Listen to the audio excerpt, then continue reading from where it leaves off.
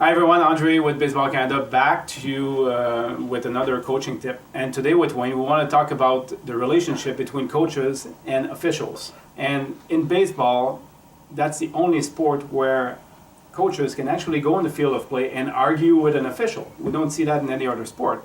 And in baseball also, we see lots of young officials working our games.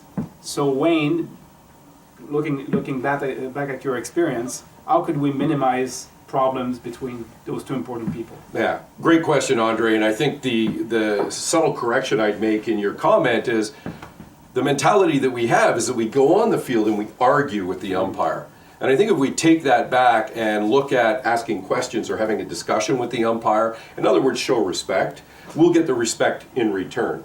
And it becomes even more important, as you point out, with younger umpires, especially with older adult coaches, that can be intimidating for those younger umpires. And in the end, it turns them off the game in terms of umpiring. It creates an adversarial position. And frankly, that's the case regardless of whether it's a young umpire or an older umpire. Could we actually use the home plate meeting at the start of the game to kind of facilitate those discussions? Well, and again, great point, because first of all, at the home plate meeting, what we want to do is introduce ourselves, create that relationship on a first name basis. Umpires don't deserve to be called Blue or Hey or whatever, but Andre, have a question, can I ask a question? And, treat the relationship that way.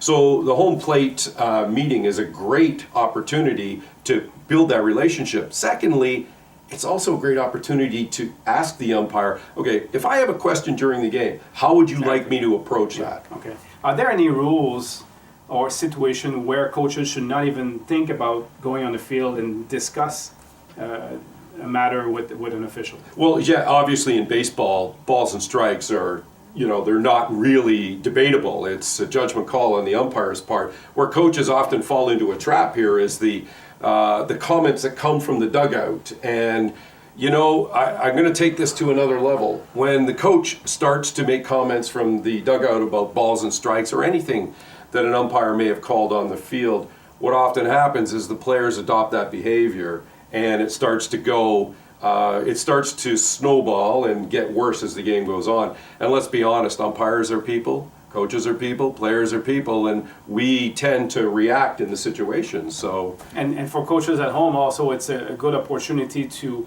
take responsibility of what happened during the course of the game and not transfer the blame on the officials who maybe didn't make a good call on a certain play. So that's very important. Well, you're absolutely right. So look at a game situation late in the game with 2 strikes on a batter, and the batter gets called strike 3 looking, and immediately, often, the batter blames the umpire for making a bad call rather than there's an opportunity to put the ball in play and see what happens. So coaches, let's make sure we work as a team with our officials, with our umpires out there, so we can keep them in our system for as long as possible, and we can develop those positive relationship with them along the way. So good luck with your season.